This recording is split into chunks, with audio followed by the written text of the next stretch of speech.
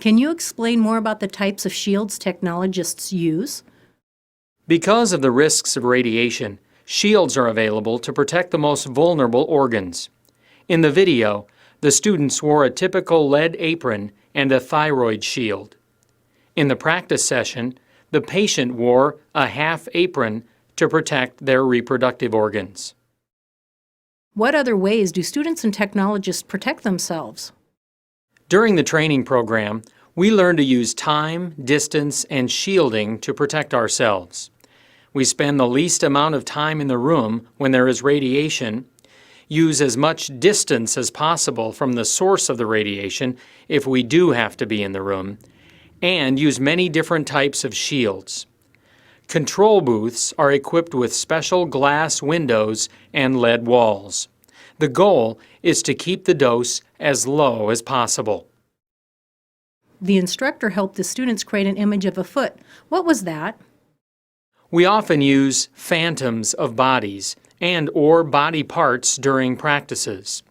This one was a clear phantom that allowed all the bones to be seen. Obviously, positioning a real patient is different, and that is why students frequently practice on others without doing exposures.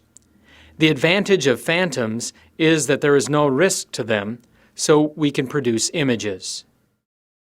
I'd like to know more about selecting the radiation levels. It sounds like a lot of responsibility. For each image, technical factors are selected on the control panel. There are many things that impact the selection, including the body part being imaged, the equipment, and the size and age of the patient.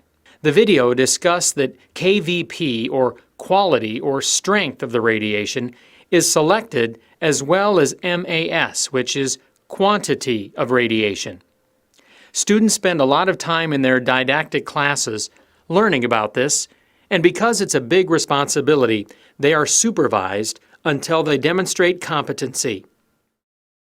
How much time do students spend in actual clinic experience with patients compared to the amount of time they're in class and studying? Programs vary a lot in how classes and clinicals are structured, but it is probably about half and half. If you are investigating schools, this would be a great question to ask.